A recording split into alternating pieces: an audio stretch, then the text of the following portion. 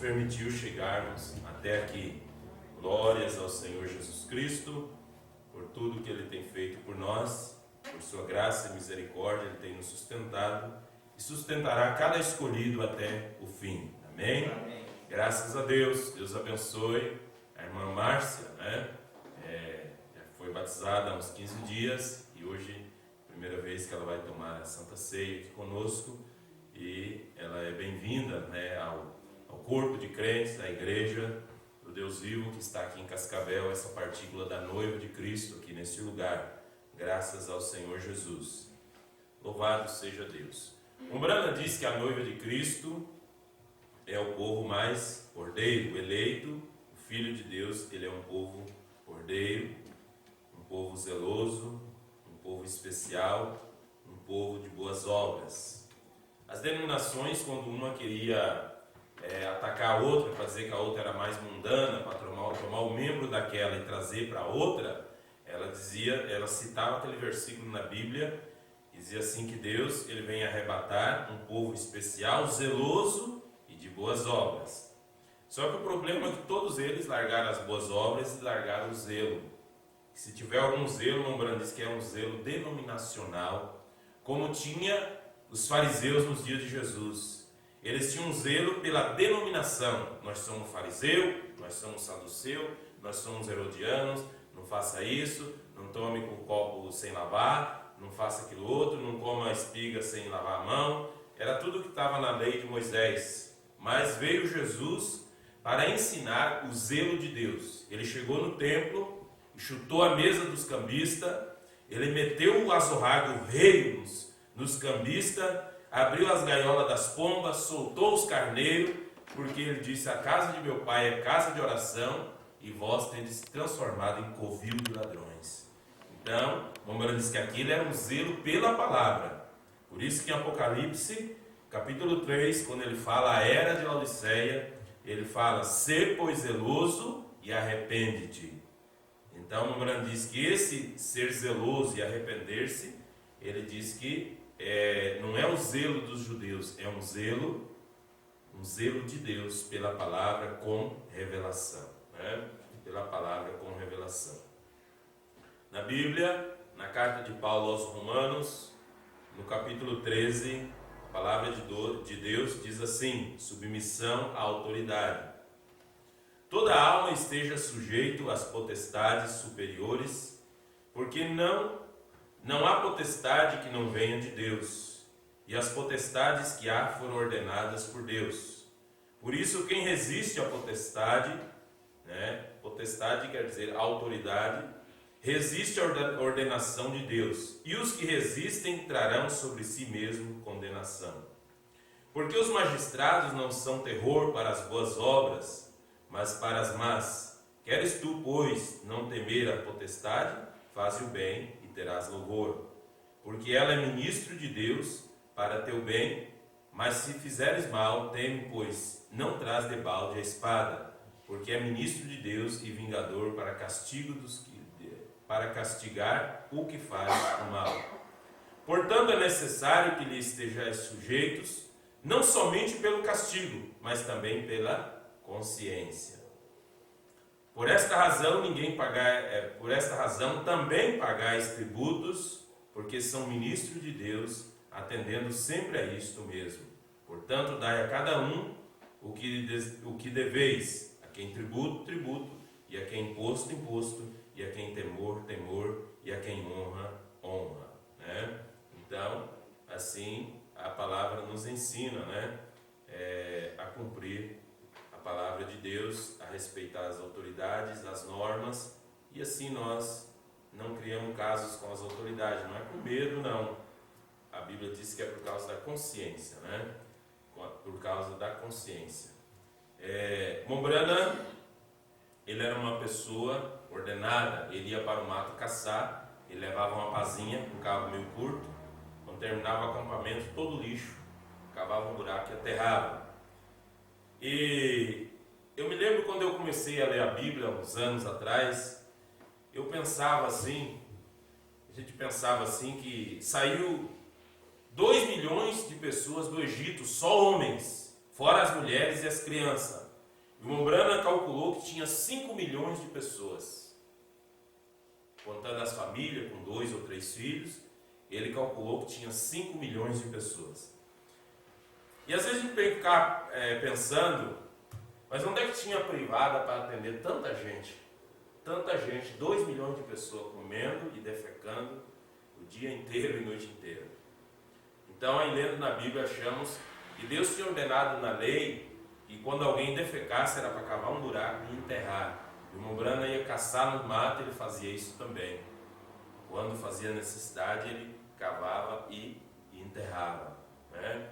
Então, os filhos de Deus, eles são ordeiros em tudo, em todas as coisas, porque nós somos a noiva de Cristo, e a noiva de Cristo, ela agrada a Deus em tudo. Ela vai aprendendo e vai praticando. Na carta de Tito, capítulo 3, a palavra diz: admoesto-os a que sujeitem aos principados e potestades, que lhes obedeçam e estejam preparados para toda boa obra. Que a ninguém infame, nem sejam contenciosos, mas modestos, mostrando a mansidão para com todos os homens. Porque também nós éramos noutros tempos insensatos, desobedientes, extraviados, servindo às várias concupiscências e deleites, vivendo em malícia, inveja e odiosos e odiando-nos uns aos outros. Mas quando apareceu a benignidade e a caridade de Deus, nosso Salvador, para com os homens, não pelas obras da justiça que houvéssemos feitos, mas, segundo a sua misericórdia, nos salvou pela lavagem da regeneração e da renovação do Espírito Santo, que abundantemente Ele derramou sobre nós por Jesus Cristo, nosso Salvador, para que, sendo justificados pela sua graça, sejamos feitos herdeiros segundo a esperança da vida eterna. Amém? Que o nome do Senhor seja louvado e glorificado, e que a palavra de Deus sempre surta efeito em nossas vidas, e nós possamos, cada dia, aprender mais e servir melhor ao Senhor. Nós estamos nessa caminhada e estamos sempre procurando melhorar nossa conduta espiritual cristã em todos os sentidos. Amém? Graças a Deus. Vamos ler a Bíblia, Apocalipse capítulo 10. Apocalipse capítulo 10.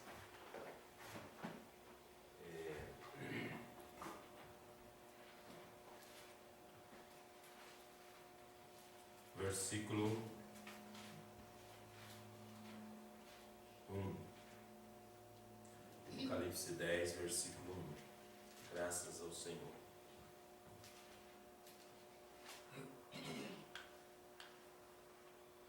Diz assim a palavra de Deus: E vi outro anjo forte que descia do céu, vestido de uma nuvem.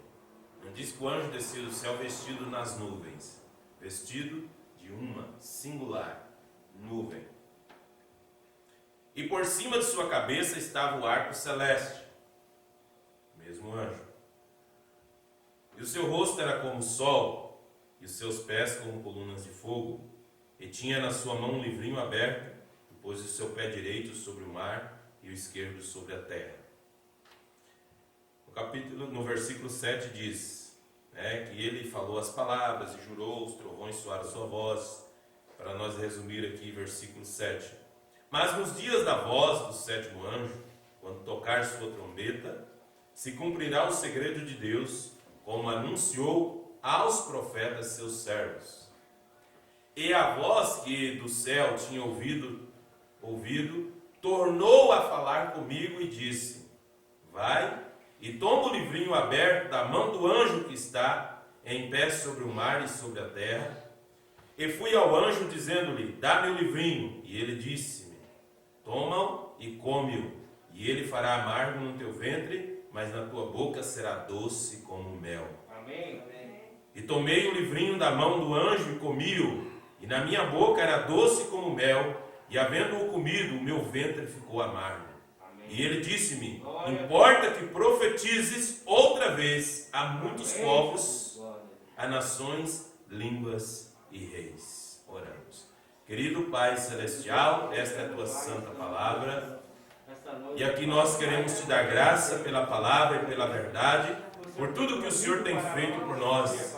O Senhor nos chamou nesse último dia para crer nesta mensagem gloriosa, nesta palavra. O Senhor nos deu fé, o Senhor nos deu revelação, o Senhor nos deu entendimento, o Senhor está nos dando entendimento, o Senhor está abrindo o nosso entendimento, o Senhor está nos dando revelação, porque nós somos a noiva de Cristo, nós cremos que somos aquele povo predestinado, que chegará à maturidade, chegará à pedra de coroa. É esse povo que vai subir no arrebatamento, é esse povo que o Senhor tem escolhido para receber toda a palavra, a plenitude da palavra de Deus, a revelação de todos os mistérios, a abertura do sétimo selo, em nome do Senhor Jesus Cristo, Pai.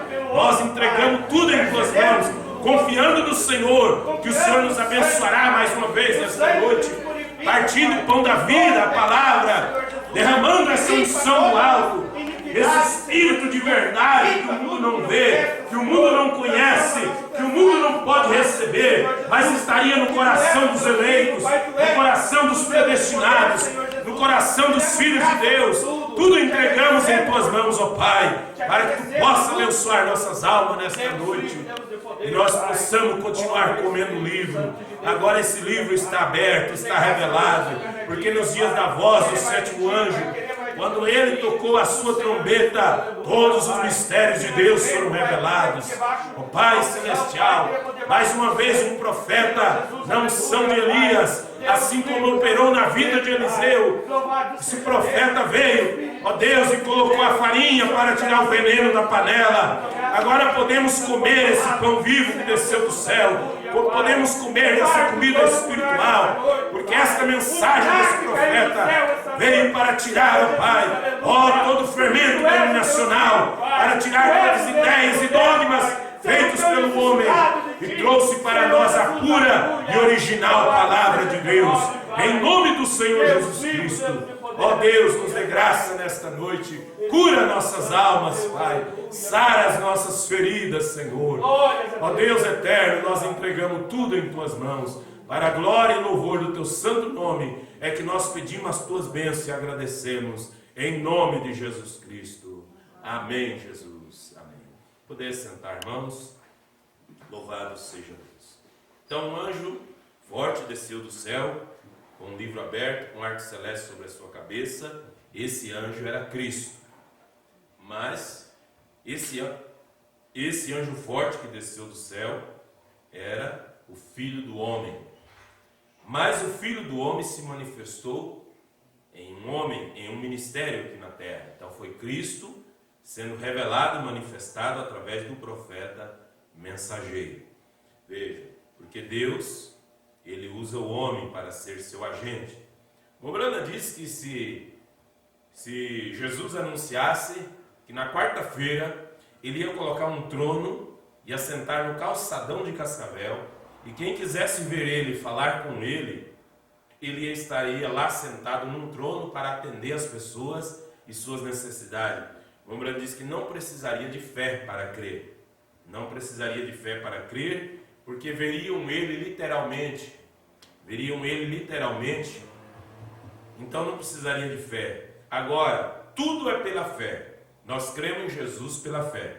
Nós cremos que ele está aqui nesta noite pela fé, porque ele disse onde estivesse 2 ou 3, porque ele quis dizer que não precisava ter muito para ele estar no meio. 2 ou 3 reunidos no meu nome, eu ali estarei no meio deles. Então, ele não precisa colocar um trono lá no centro da cidade e para aparecer, para nós ver que é ele. Nós queremos ver Cristo em cada rosto, Cristo em cada vida, porque Cristo morreu pela tua alma, pela minha alma. E Ele está no coração de todos aqueles que o aceitem como Salvador e receba Ele em seu coração. Então, quando nós olhar para o próximo, nós devemos ver Cristo no nosso próximo. Agora veja, Cristo seria manifestado na terra, mas não com aquela aparência. Como Brana disse, eu creio que é na mensagem, talvez seja nesta mensagem, as 5 identificações da Igreja de Deus Vivo. Ele diz que se Jesus aparecesse hoje com os cravos na mão, a mão furada, com os cravos em suas mãos e com a sua testa furada com a coroa de espinho, como ele disse, eu não creria. Aparecesse um homem com as mãos furadas, com cravo em suas mãos e nos seus pés e com a testa toda furada com a coroa de espinho, ele disse, eu não creria, porque a Bíblia não promete que ele ia aparecer desse jeito nesse último tempo. Como ele seria um impostor tentando personificar a Cristo. Ele era para se manifestar, conforme Lucas 17:30, a manifestação do Filho do Homem. Então, era Cristo, mais uma vez, em carne humana. Cristo manifestando através de seus filhos. Cristo através de seus mensageiros. Então, ele não vem da sua forma literal a dar, a conhecer para nós, mas ele vem conforme a palavra tem prometido. Ele seria revelado, Ele seria revelado em seus filhos. Veja, então, nós sabemos que Apocalipse capítulo 10, do versículo 1 ao 7, se cumpre em um homem, em William Branham, mas do versículo 8 ao 11 se cumpre na sua noiva. Amém? Porque a noiva diz assim, e a voz, Apocalipse 10, 8, e a voz que eu do céu tinha ouvido tornou a falar comigo e disse, vai e toma o livro aberto. Quer dizer, quando os selos foram revelados, o livro foi aberto. O livro da redenção foi aberto. Apocalipse 5, João chorava muito, porque não havia ninguém digno, nem no céu, nem na terra, nem embaixo da terra, aqueles que já morreram e foram enterrados, e nem os vivos que estavam na terra, e nem um anjo que estivesse no céu, não era digno de pegar o livro e desatar os seus selos. E João chorava muito. Enquanto ele chorava, ele ouviu a voz que disse, João, não choreis, João, porque o leão da tribo de Judá, foi vitorioso e ele venceu para tomar o livro e desatar os seus 7 selos. Quando João virou para olhar, era um cordeiro. Então, na primeira vinda, Jesus se manifestou como um leão, o leão da tribo de Judá. Mas ele também era o cordeiro de Deus, porque Deus, ele muda de forma, é Deus imorfo. O anjo disse que era aquela criatura vivente, disse que era um leão. Era um leão. Então, quando João virou para olhar, no nosso entendimento, ou no entendimento denominacional, nós podíamos olhar e pensar assim, João olhou para ver um leão, esse leãozão que tem aí no circo, que vem da África, o leão da tribo de Judá. Mas quem era da tribo de Judá? Porque Jesus era da descendência de Judá. Veja, então ele viu que era um cordeiro. Jesus é o cordeiro de Deus que tira o pecado do mundo. E ele estava todo ensanguentado como havia sido imolado. Então ele foi digno. Então era para comer o livro. Diz que era para comer o livro. Mombrana diz que essa é a noiva comendo o livro. A palavra aberta, revelada. A mensagem é a Bíblia revelada para nós. Era para comer. Comer esse livro, quer dizer, ler, comer esse livro, depois de aberto, de revelado, era para comer. Na boca é doce falar o que está escrito na Bíblia, mas no ventre era amargo. Agora cumprir que é amargo. E uma das partes mais amargas da Bíblia, que eu acho que é a mais difícil da Bíblia para cumprir, está no Evangelho de São Mateus. Eu creio que é no capítulo 5 ou capítulo 6. Que a Bíblia fala, amai os vossos inimigos, fazei bem aos que vos maltratam, que vos perseguem, bendizei os que vos amaldiçoam. Essa semana eu tive uma experiência com um irmão, não daqui de Cascavel, de outro lugar, uma experiência com um irmão, e olha como é difícil essa parte aqui da Bíblia, Como é difícil essa parte, eu acho uma das partes mais difíceis da Bíblia. Mas veja, então, porque na boca é doce, mas viver esse evangelho tal como ele é amargo, é difícil. Então, e fui ao anjo, dizendo-lhe, dá-me um livrinho. E ele disse-me, toma-o e come-o, e ele fará amargo no teu ventre, mas na tua boca será doce como mel. E tomei o livrinho da mão do anjo e comi-o, e na minha boca era doce como mel, e havendo-o comido, o meu ventre ficou amargo. E ele disse-me, importa que profetizes outra vez. Quer dizer, Deus já profetizou através de seu profeta, William Marron Branham. Mas a Bíblia está dizendo aqui que importa que profetizes outra vez. São os homens que creram nessa mensagem, as mulheres, os pregadores que creram nesta mensagem e agora reprofetiza a mensagem que o William Branham pregou.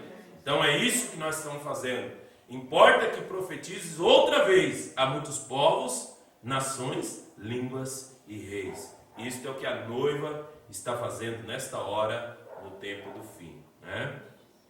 Na mensagem, no livro das eras, na era de Pérgamo, o Branham um dia, ele estava dormindo, né? Ele estava dormindo e ele estava buscando ao Senhor, e o Espírito Santo disse para ele, apanha um papel e uma caneta e escreve uma carta para minha noiva. Então, o Espírito Santo disse para ele escrever uma carta para a sua noiva. Veja, está no livro das eras, a partir da página 147. Eu vou ler bem resumidamente aqui, esse relógio não está funcionando. Vou ler bem resumidamente, para nós resumir bem aqui, só a parte principal. Que a noiva, ela é ordeira, ela tem a palavra, porque agora ela comeu o livro já aberto. As denominações começaram a comer o livro, mas eles comiam aí partes que eles queriam, né? Tem uns que não crê no Velho Testamento, outros não crê no Novo, só crê no Velho. Outros só crê no Novo e não crê nada no Velho. Outros crê numa parte, outra não. Outras crê, eu fico com o que Jesus e não fico com o que Pedro falou. Então tem um monte de coisa. Tem muitos deles que a Bíblia diz que aquele que tirar um tio ou um jota da palavra de Deus, a sua parte será tirada da árvore da vida. Mas tem sistemas religiosos, organizações que não tira tio e jota, eles tiram a página inteira. A página de São João 13, que é o lava-pés, ó, rasgou e ó, pá, no lixo. E assim eles vão tirando. E tiram muita parte da Bíblia. Eles não podem comer o livro inteiro. Mas a noiva, ela come o livro inteiro. Amém. Por quê? Porque agora o livro foi aberto. Porque veio um profeta na unção de Elias, a mesma unção que estava sobre Eliseu. Quando aqueles moços saíram para caçar umas parras bravas, para fazer um caldo, uma sopa, porque havia fome na terra, e eles trouxeram, eles não conheciam de planta, trouxeram umas parras bravas e fizeram lá um caldo, lá um guisado, e eles começaram a comer, e quando uns deles lá comeram, loguinho a sopa já começou a dar uma congestão neles assim, e um daqueles lá gritou assim, corre porque tem veneno na panela. Aí Eliseu disse assim, olha, não tem aí um pouco de farinha? Ele disse, tem. Eliseu pegou aquela farinha e colocou na panela e deu uma misturada assim, e disse assim, agora pode comer que não tem veneno na panela. Agora, será que aquela farinha era milagrosa? O que era aquela farinha? Aquilo foi apenas um símbolo. Deus deu aquela inspiração para Eliseu fazer aquilo. Um profeta que estava ali, aqueles filhos dos profetas, do rancho dos profetas estava ali, não sabia colher a comida que era para a hora, para o dia. Mas ali estava um profeta para tirar o veneno da panela. Por isso esse profeta, nesse dia que tem vindo, ele veio para tirar o veneno da panela, da comida denominacional, que estavam pregando a Bíblia, mas estava envenenada, porque tinha coisa que eles tinham acrescentado.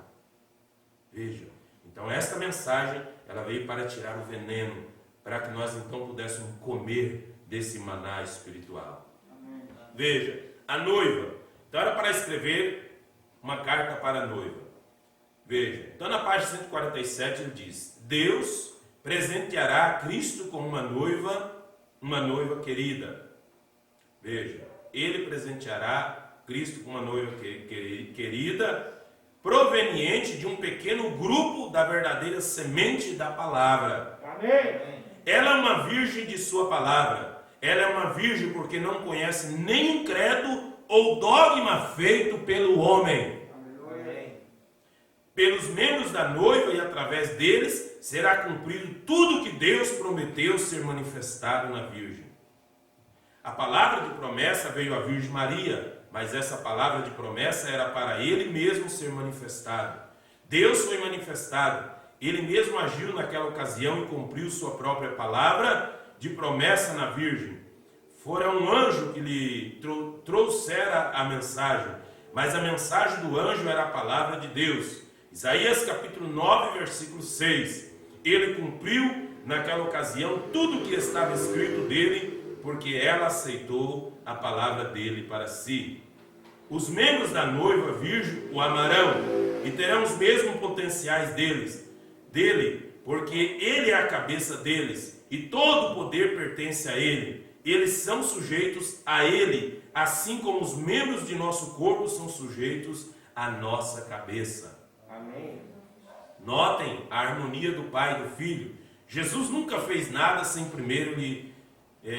que primeiro lhe fosse mostrado pelo Pai. São João 5,19. Esta é a harmonia deve agora existir entre o noivo e sua noiva. Ele lhe mostra sua palavra de vida, ela a recebe. Ele nunca duvida dela, portanto nada lhe pode causar dano, nem mesmo a morte, porque se a semente for plantada e a água levantará novamente. Eis aqui o segredo disso. A palavra está na noiva, como estava em Maria. A noiva tem a mente de Cristo. Veja, porque ela sabe o que ele quer que seja feito com a palavra. Agora, os denominacionais usam a palavra para ganhar dinheiro, por causa de prosperidade. Mas a noiva tem a mente de Cristo e sabe o que ele quer que seja feito com a palavra. E ela sempre cumpre a ordem da palavra em seu nome, porque tem o assim diz o Senhor. Então a palavra é vivificada pelo Espírito e acontece. E assim como uma semente é plantada e aguada, ela chega à plena colheita, servindo o seu propósito. Os que estão na noiva fazem somente a vontade dele. Ninguém pode fazê-lo agir de outra maneira.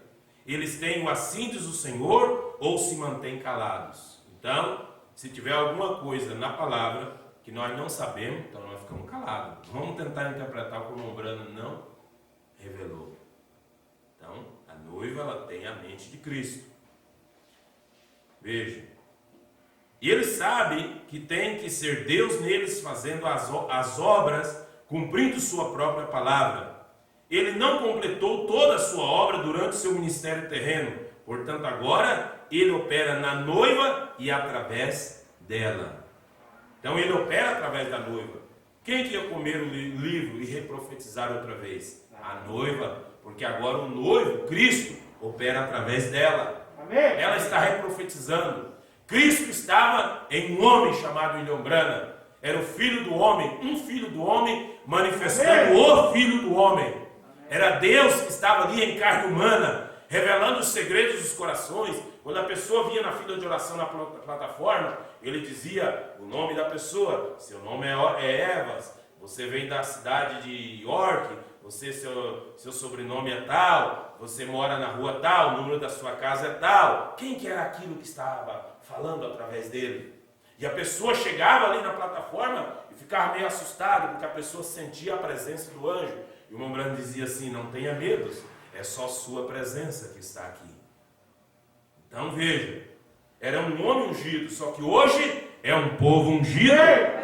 Um povo ungido, o Espírito da palavra que estava no profeta, agora está na noiva também. Aleluia. E ela sabe disso, porque não era tempo ainda dele fazer certas coisas que ele deve fazer agora. Então, tem algo para ele cumprir através dessa noiva. Por isso nós temos que nos preparar. Nós pregamos aqui vários cultos sobre o amor de Deus, amar a Deus, amar o próximo e amar a Deus acima de todas as coisas. Porém agora ele cumprirá através da noiva essa obra que ele deixou para esse tempo específico. Agora vamos permanecer firmes como Josué e Caleb. Vamos repetir. Agora vamos permanecer firmes como Josué e Caleb. Todo mundo que saiu do Egito, de 18 anos para cima, morreram todos, menos 2 homens, chamados Josué e Caleb. Agora, mas qual foi o segredo? Todos aqueles que saíram do Egito morreram em 40 anos, menos Josué e Caleb. Por quê? Porque eles nunca duvidaram da palavra, nunca duvidaram daquilo que Deus falou através de Moisés. Eles nunca reclamaram, murmuraram, se o sol está quente, se está frio demais, se tem isso ou não tem, se tem carne ou não tem, eles nunca reclamaram. Então, esse é um exemplo para nós. O Espírito Santo mandou o Mombrana escrever uma carta, mas era o Espírito Santo falando na mente dele, o Mombrana só com a caneta, escrevendo. Ele disse, agora vamos permanecer firmes como Josué e Caleb.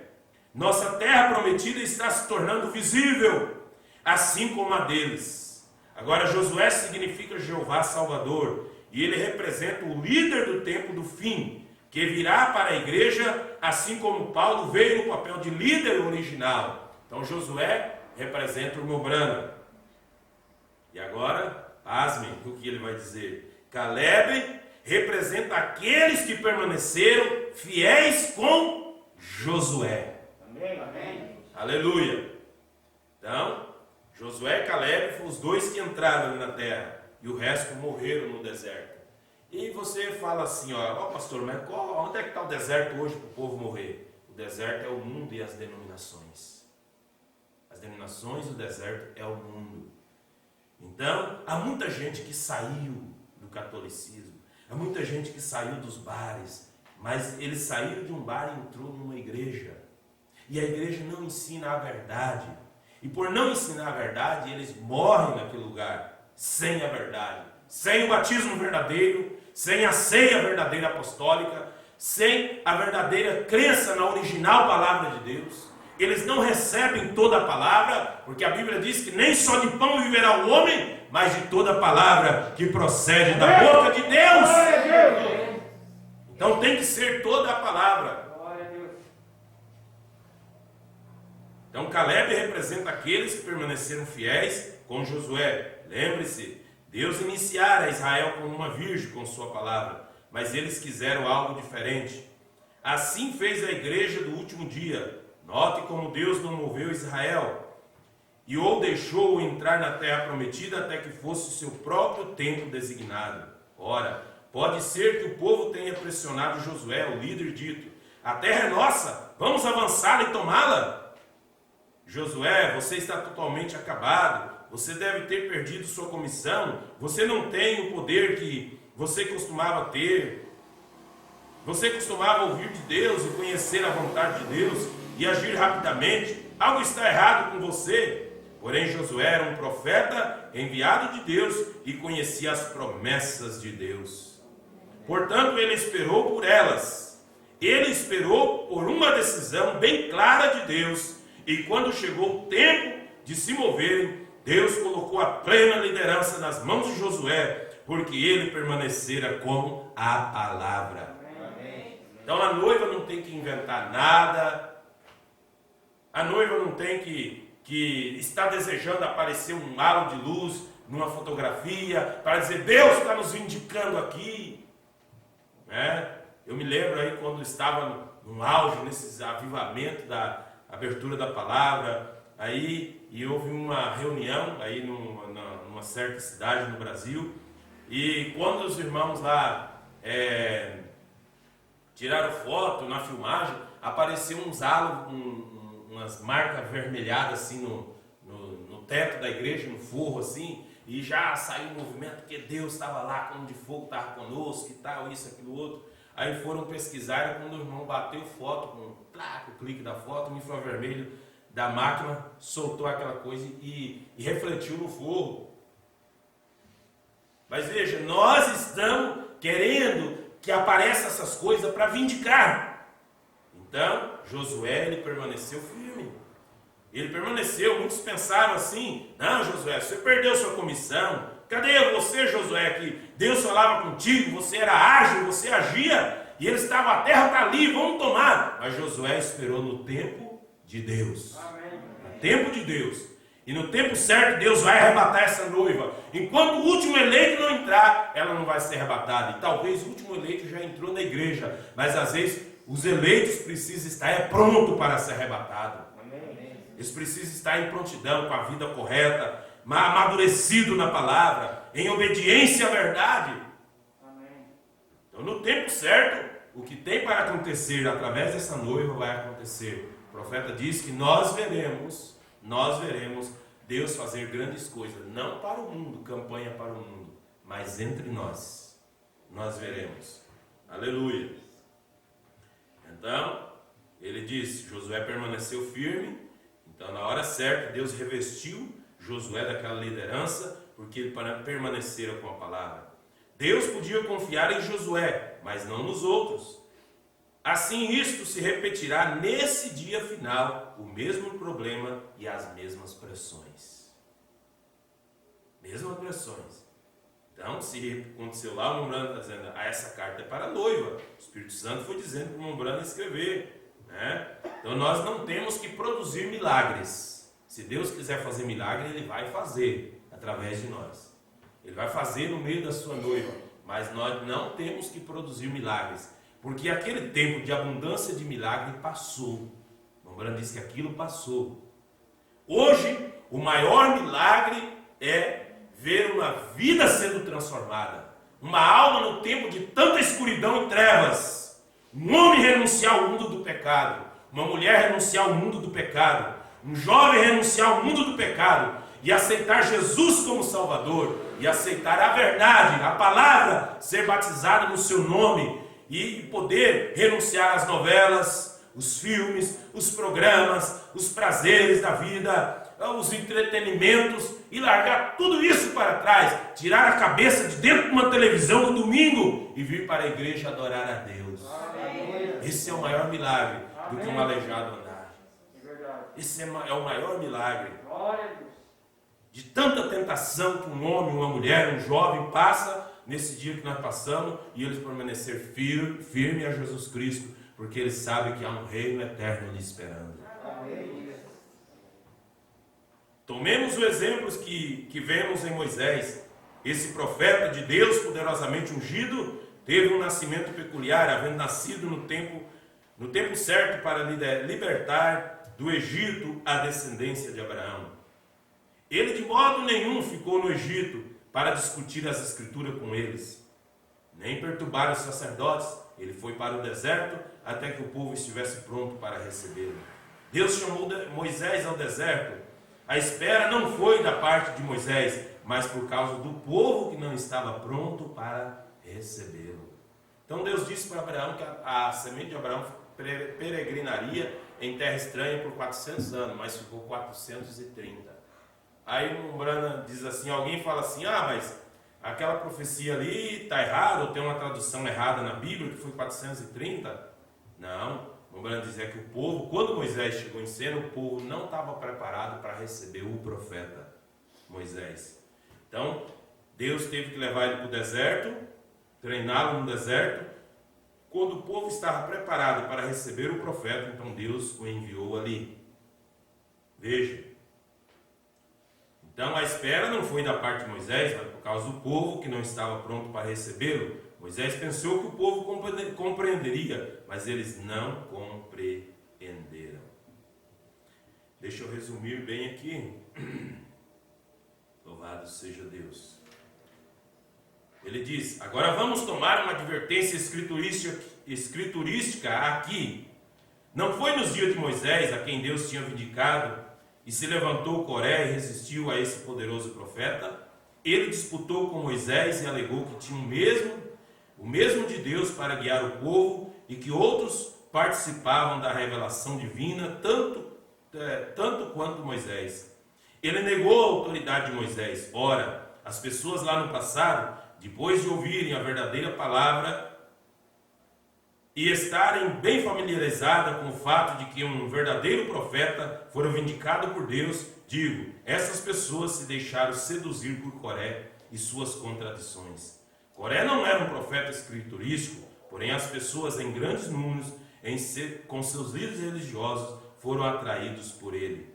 Quão semelhante os evangelistas de hoje, com seus planos de bezerro de ouro, como os de Coré. Eles parecem bons para o povo, assim como Coré parecia bom então. Eles têm sangue em suas mãos, óleo em suas mãos e bolas de fogo na plataforma. Eles permitem que mulheres sejam pregadoras, deixam as mulheres cortar seus cabelos, usar calças compridas e shorts e se desviam da palavra de Deus por causa de seus próprios credos e dogmas. Isso mostra que a espécie de semente está neles. Porém, nem todas as pessoas viraram-se contra Moisés e deixaram a palavra de Deus. Não, os eleitos permaneceram com ele. Amém? O mesmo está acontecendo hoje novamente.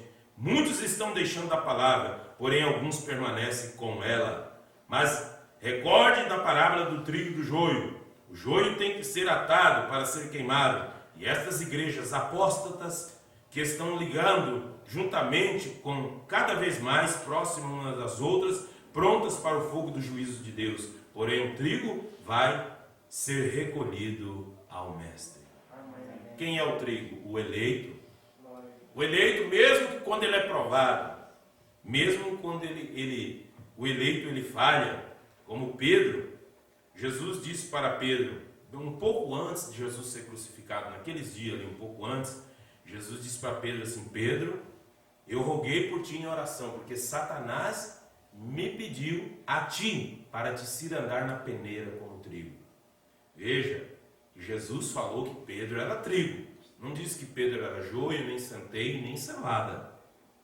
Ele disse que Satanás pediu para cirandar Pedro na peneira como trigo. Como vai abanar trigo, né? Eu que morei na roça, me criei na roça, eu sei que nós não abanava trigo, né? Não plantava, mas abanava feijão. Ah, que tristeza abanar feijão. Vinha aquele pozinho na cara, assim, né? Então, ele queria cirandar. O que era aquilo? Ele queria jogar Pedro numa luta, numa prova. Queria cirandar Pedro. E Jesus disse que rogou por Pedro. Mas Pedro era trigo, mesmo sendo cirandado, mas era trigo.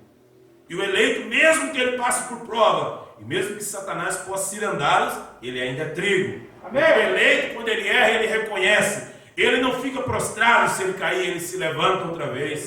Amém. Aleluia. Então o trigo será recolhido no celeiro de Deus. Vou resumir bem aqui, porque o tempo passa rápido, né? Então ele fala sobre Acabe, sobre os dias de Acabe, fala sobre a América moderna, e Acabe hoje representa na América Jezabel e tudo mais. No parágrafo 150, na página 151 ele diz: porém, o que temos nesse nosso dia? Multidões estão operando sinais a ponto de termos uma geração de buscadores de sinais que sabem pouco ou nada acerca da palavra ou de um verdadeiro movimento do Espírito de Deus. Não é isso que nós vemos aí por tantos anos? Igrejas que faziam sinais e que as pessoas corriam lá e eram cheias, multidões e tudo mais. E as pessoas prometendo isso, prometendo aquilo. E fazia suas campanhas igual o supermercado faz oferta. Um dia era a noite nem lembro mal os nomes, né? Um dia era a noite da quebra da maldição, outro dia era a noite, não sei do que lá, de amor, né? Os casal que estavam meio separados, com briga e coisa, e tanto movimento. Outro dia era dia da fogueira santa, outro dia era não sei o que, promoções, e as pessoas vinham aos montes. Enquanto isso, esses líderes arrecadavam dinheiro. São pessoas que estavam buscando sinais. Elas estavam buscando sinais, elas queriam cura, elas queriam libertação, por causa de tanto caso de depressão que existe em muitos e muitos casos. Eles queriam uma cura para um sofrimento interior que elas tinham. Eles estavam buscando sinais, mas conhecendo pouco da palavra. Se vem sangue, azeite e fogo, elas ficam felizes. Não importa o que esteja na palavra. Eles sustentarão qualquer sinal, até mesmo os inescriturísticos. Porém, Deus nos advertiu a respeito disso. Ele disse em Mateus 24 que nos últimos dias 2 espíritos seriam parecidos, que somente os escolhidos poderiam distingui-los, porque só eles não seriam enganados. Como se pode distinguir os espíritos? Simplesmente dêem um teste da palavra. Se eles não falem esta palavra, eles são do maligno. Se eles não falarem esta palavra, eles são do maligno. Se eles não crerem nesse batismo, é do maligno. O maligno está com influência sobre eles. E assim como o maligno enganou as 2 primeiras noivas, ele tentará enganar a noiva deste último dia, procurando fazê-la se hibridizar através de credos ou simplesmente desviando-se da palavra para qualquer sinal que a satisfaça. Mas Deus nunca colocou os sinais à frente da palavra. Amém? Amém. Vamos repetir isso? Deus nunca colocou os sinais à frente da palavra. Então, não é que tem que ter cura para, eu vou para essa igreja porque lá tem cura. Não, primeiro a palavra. Ah, Deus não está abençoando porque eu não vi milagre acontecer na igreja. Não, a palavra em primeiro lugar. Sempre a palavra. Então, esta é uma carta para a noiva, para o eleito, que o Espírito Santo mandou o profeta escrever. A palavra em primeiro lugar. Então o Brana diz assim, eu prefiro ver amor na igreja do que um monte de milagres, pessoas sendo curadas e levantando de maca e de cadeira de roda. Porque ele falou, porque se tiver o amor na igreja, essas coisas vão acontecer. Mas veja, os líderes religiosos, eles exploram muito o milagre para atrair as pessoas. Mas nós, a noiva, trabalhamos com a palavra, porque a palavra, os sinais seguirão a palavra.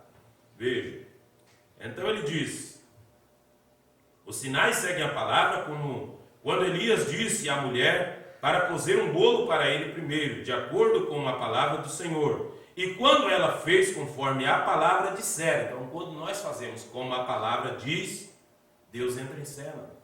Mas enquanto nós queremos fazer do nosso jeito, não tem como Deus entrar em cena, porque é o nosso jeito, mas tem que ser no jeito de Deus. Amém. E quando ela fez do jeito que o profeta disse, quando ela fez conforme a palavra dissera, o sinal apropriado veio. Venham para a palavra primeiro, depois observem o milagre. A palavra semente é energizada pelo Espírito. Louvado seja Deus. E aí o profeta diz aqui para nós concluir. E muitos compreenderão mal esse profeta mensageiro do último dia. Veja, muitos compreenderão mal, porque têm sido instruídos nas Escrituras de certa maneira que eles consideram verdade. Quando ele vier contra isso, eles não crerão. Até mesmo alguns verdadeiros ministros compreenderão mal o mensageiro, porque tanta coisa tem sido chamada de verdade de Deus por enganadores. Mas esse profeta virá, e assim como o precursor da primeira vinda clamou, eis o Cordeiro de Deus que tira o pecado do mundo, sem dúvida, ele assim também clamará, eis o Cordeiro de Deus vindo em glória. Amém. Ele fará isto, pois assim como João foi o mensageiro da verdade para os eleitos, assim é este o último mensageiro para a noiva eleita, nascida da palavra. Essa noiva é nascida da palavra. Tudo que nós pregamos tem que ser baseado na palavra. Seu batismo está na palavra. Tudo conforme está na palavra. A ceia apostólica está na palavra. Então nós não inventamos nada, porque nós não temos que agradar a Deus. Nós só temos que cumprir as Escrituras.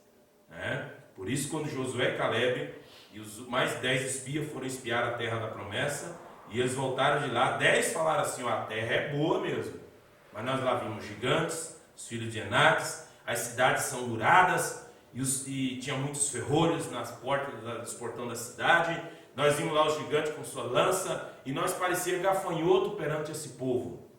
Mas Josué e Caleb fez eles calar e tomou a palavra e disse, nós somos mais do que capazes de tomar essa terra, porque Deus fez a promessa. Amém. Então eles estavam confiando na promessa.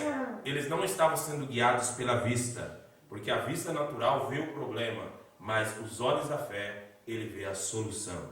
Porque Deus prometeu em sua palavra e ele cumprirá a sua palavra. Amém? Louvado seja Deus. Vamos ficar de pé. Querido Pai Celestial, em nome do Senhor e Salvador Jesus Cristo, nós aqui estamos nesta noite, Pai, meditando em Tua palavra. Nós estamos aqui lendo a carta que foi endereçada para nós. Não era para outro povo, não era para outra qualquer igreja ou sistema religioso, mas era somente para os eleitos, para os escolhidos. E nós estamos interessados, Pai, em ler esta carta, de saber o conteúdo dela, meu Pai, para que nós possamos com sabedoria ver, ó Pai, e agir para que isto seja aplicado em nossas vidas, para que o noivo possa agir através da noiva, para que a noiva possa, ó Pai, vestir a vestimenta da palavra, que a mensagem revelada desse dia, ó Pai, estar preparada, ataviada, esperando pelo seu noivo aparecer, para nos levar naquele grande dia glorioso, em que iremos para as bodas do Cordeiro, e esse mundo mergulhará na grande tribulação. Pai, nesta noite, meu Deus de misericórdia, nós não queremos perder esse grande evento, Pai. Por isso estamos aqui como cristãos verdadeiros e genuínos, ó Pai, pedindo perdão de nossos erros, de nossas falhas. Nós nesta noite, Pai, derramamos o nosso coração no Teu altar e clamamos por Tua misericórdia, Senhor, pela Tua graça, meu Pai. Ó Deus eterno de misericórdia, nos perdoa, Senhor, nos limpa por completo, ó Deus, de corpo, alma e espírito, ó Pai. Passa nesta noite, Senhor, com Teu fogo abrasador, ó Pai, e purifica nossos lábios que às vezes falam iniquidade, purifica nossos lábios, ó Deus, purifica nossos olhos que às vezes vê maldade, purifica nossas mentes, Senhor, que às vezes pensamos o que não é correto perante o Senhor, purifica nossas mãos, purifica o nosso coração, ó Pai, purifica-nos por completo, ó Deus, nesta hora. Nós tudo entregamos perante o Senhor e rendemos nossas vidas a Ti, ó Pai. Meu Deus eterno, assim como disse Davi na sua oração, ó Pai, se porventura há algum pecado oculto em nós, que o Senhor nos perdoa. Meu Deus, que nós possamos fazer um inventário em nossas vidas. Nós estamos aqui nesta noite, Pai, para celebrarmos a comunhão, lembrando daquele dia no Calvário, que o Senhor foi crucificado, que o Senhor foi chicoteado, batido, desprezado, humilhado ao máximo, morreu naquela cruz, humilhado, pediu-lhe água e lhe deram vinagre para beber. Ó Deus de misericórdia, meu Pai celestial, ajuda-nos, Senhor, nesta hora, a nos manter firme na palavra, porque esta é uma oportunidade que o Senhor tem nos dado, Senhor, que nós possamos, Pai, obedecer a Tua voz, obedecer a esta mensagem, não levar uma vida espiritual frouxa, mas sermos cristãos prudentes, ó Pai, rejeitando o mal, ó Deus, e lutando para viver por esta palavra. Em nome do Senhor Jesus Cristo, nós tudo entregamos em Tuas mãos, confiando em Ti, ó Pai, que nesta noite o Senhor tem nos perdoado, que somos redimidos do Senhor, que somos comprados pelo Teu sangue vertido na cruz do Calvário, que Satanás não tem poder mais sobre nossas vidas, porque nós não somos pecadores, nós somos filhos de Deus, redimidos pelo Senhor. Ó Pai, nós pedimos perdão de nossos erros e falhas, e nesta hora, Senhor, queremos celebrar a comunhão, porque isto é uma ordenança da Tua noiva, Pai, da Tua igreja, e nós fazemos isso de coração, ó Pai, obedecendo a Tua voz, crendo no Senhor, ó Pai, e suplicando a Ti, ó Deus, toma-nos, Senhor, e guia-nos, ó Pai, pela vereda da justiça, por amor do Teu nome, em nome de Jesus Cristo, ó Deus. Amém, Jesus. Amém. Vamos ler a Escritura, 1 Coríntios, capítulo 11, a partir do versículo 23. Louvado seja o Senhor Jesus. Glórias a Deus. Que Deus nos dê graça, mais uma vez, para que celebrarmos a comunhão. E viemos aqui para dar testemunho de que nós lutamos pela fé cada dia. Que nós não somos pecadores porque nós não somos incrédulos. Nós cometemos falha, mas estamos arrependidos. Eu creio que você está arrependido de suas falhas. E você tem orado a Deus. Você tem clamado ao Senhor, pedido por misericórdia. Aleluia. 1 Coríntios 11, verso 23. Porque eu recebi do Senhor, que também vos ensinei, que o Senhor Jesus, na noite que foi traído, tomou o pão, e tendo dado graças, o partiu e disse: tomai e comei, este é o meu corpo que é partido por vós, fazei isto em memória de mim. Semelhantemente também, depois de cear, tomou o cálice, dizendo: esse cálice é o novo testamento no meu sangue, fazei isto todas as vezes que beberdes, em memória de mim. Porque todas as vezes que comerdes este pão e beberdes o cálice do Senhor, anunciais a morte do Senhor até que venha. Portanto, qualquer que comer este pão ou beber o cálice do Senhor indignamente, será culpado do corpo e do sangue do Senhor. Examine-se, pois, o homem a si mesmo, e assim coma deste pão e beba deste cálice. Porque o que come e bebe indignamente, come e bebe para a sua própria condenação, não discernindo o corpo do Senhor. Por causa disso há entre vós muitos fracos e doentes, e muitos que dormem, porque se nós nos julgássemos a nós mesmos, não seríamos julgados. Mas quando somos julgados, somos repreendidos pelo Senhor, para não sermos condenados com o mundo. Então, a Santa Ceia, tomar ela indignamente é condenação. E não tomar a ceia, não ter a vida correta, e não tomar a ceia, também vai ser condenado com o mundo. Então, resta para nós estar certo com Deus, com nosso coração arrependido, tendo Ele como Salvador de nossas almas, e entrar pelas bases da palavra e participar da comunhão, para nós não sermos condenados com o mundo. Amém? E a outra parte, eu já vou ler agora, que concernente à ceia, fazem parte da Santa Ceia também, é o lava-pés, que está no Evangelho de São João, no capítulo 13. São João, capítulo 13, eu vou ler aqui para resumir a partir do versículo 4. Levantou-se da ceia, tirou os vestidos e, tomando uma toalha, cingiu-se. Depois deitou água numa bacia e começou a lavar os pés aos discípulos e enxugar-lhes com a toalha com que estava cingido. Aproximou-se, pois, de Simão Pedro, que lhes disse: Senhor, tu lava meus pés a mim? Respondeu Jesus e disse-lhe: O que eu faço não sabes tu agora, mas tu saberás depois. Disse-lhe Pedro: Nunca me lavarás os pés. Respondeu-lhe Jesus: Se eu te não lavar, não tens parte comigo. Então agora Pedro ficou preocupado, né? Jesus falou: se eu não lavar o pé, Pedro estava se achando indigno que Jesus lavasse o pé dele. Ele disse: se eu não te lavar, não tem parte comigo. Disse-lhe Simão Pedro: Senhor, não só meus pés, mas também as mãos e a cabeça. Disse-lhe Jesus: aquele que está lavado não necessita de lavar senão os pés, pois no mais todo está limpo. Ora, vós estáis limpo, mas não todos. Então quer dizer que a limpeza não era a questão do pé sujo, de esterco de jumento, de isso, aquilo, outro. Mas é um símbolo da humildade, mas é um mandamento bíblico. Porque bem sabia ele quem o havia de trair, por isso disse: nem todos estáis limpos. Depois que lhes lavou os pés e tomou os seus vestidos, se assentou outra vez à mesa, disse-lhes: entendeis o que vos tenho feito?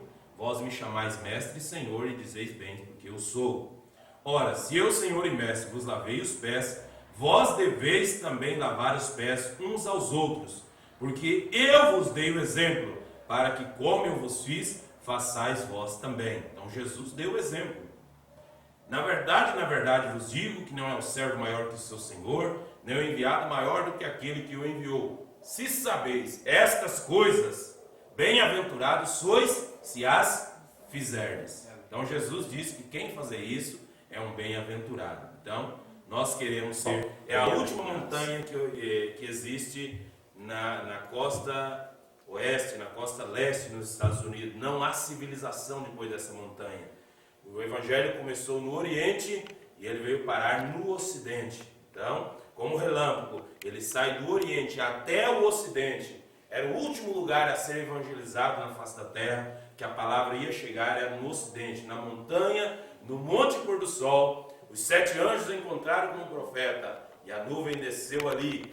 E ele falou para o profeta: vai a Jeffersonville e prega e abre os 7 selos para a noiva, para os eleitos que estavam esperando por esse grande dia de redenção. Amém? Louvado seja Deus. Graças a Deus por tudo, pela graça e a misericórdia do Senhor. Que Deus nos dê mais uma semana de vitória. Ele nos livra de todo mal. Sejamos prudentes, vamos ser cuidadosos, né?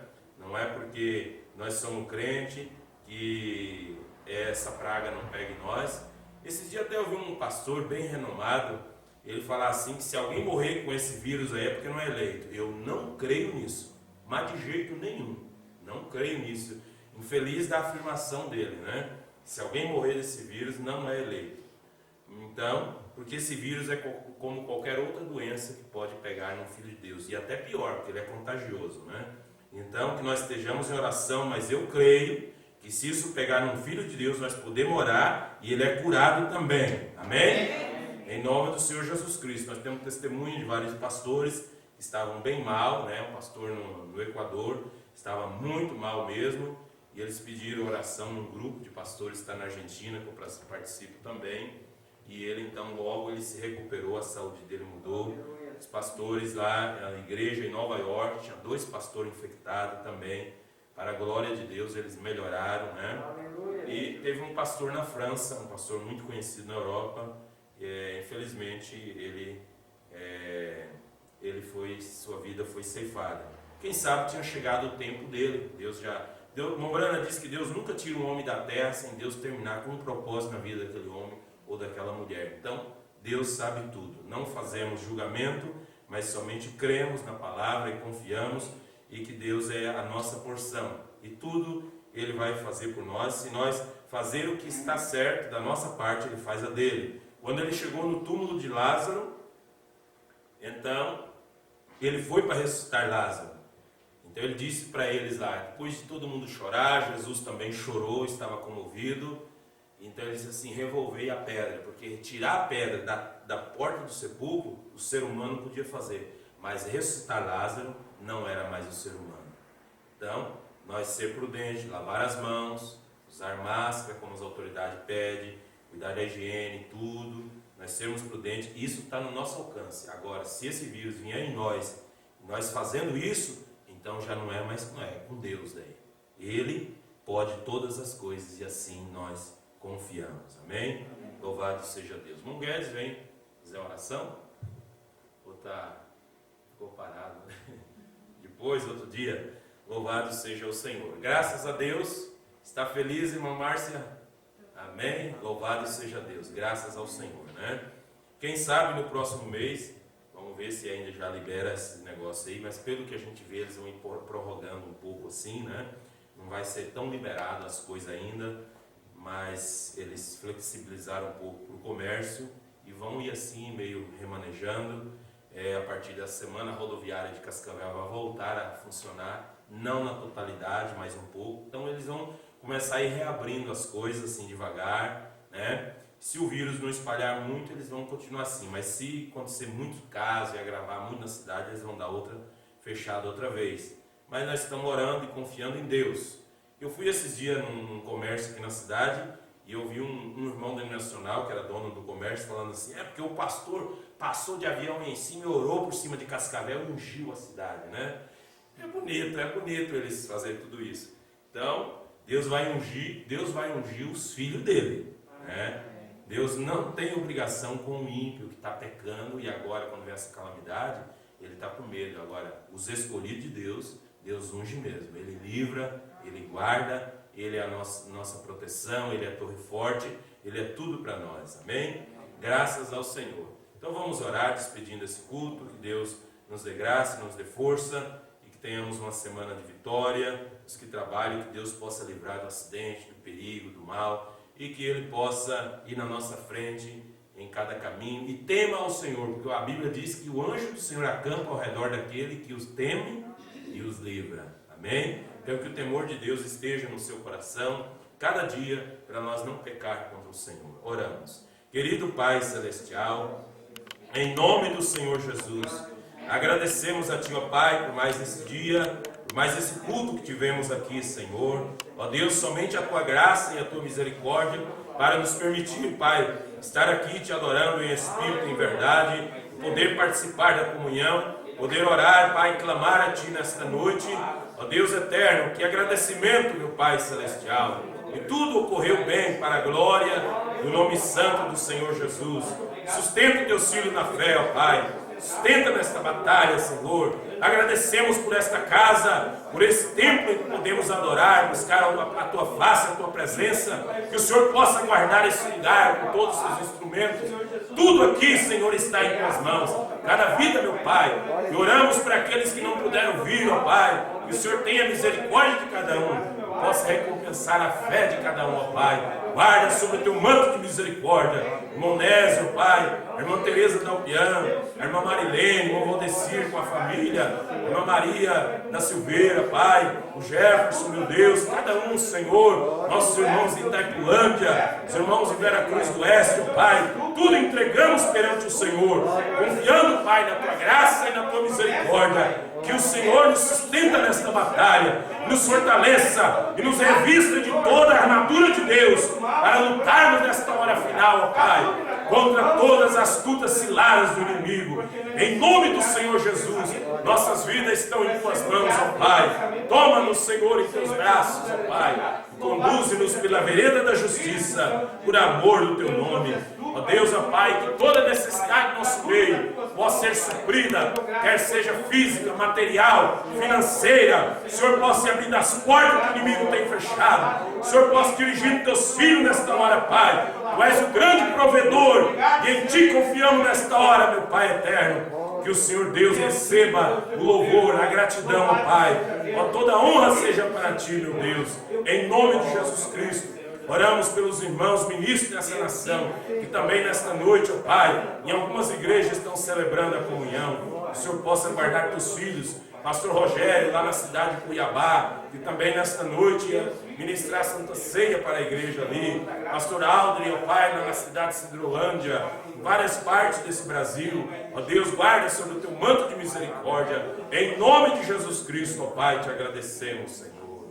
Porque Ele vive, posso crer no amanhã, porque Ele vive, temor não há, mas eu bem sei, eu sei que a minha vida está nas mãos de meu Jesus, que vivo está. Que Deus os abençoe, que a graça e a paz do Senhor Jesus os acompanhe hoje e até que Ele venha. Deus abençoe a cada um, em nome do Senhor Jesus Cristo.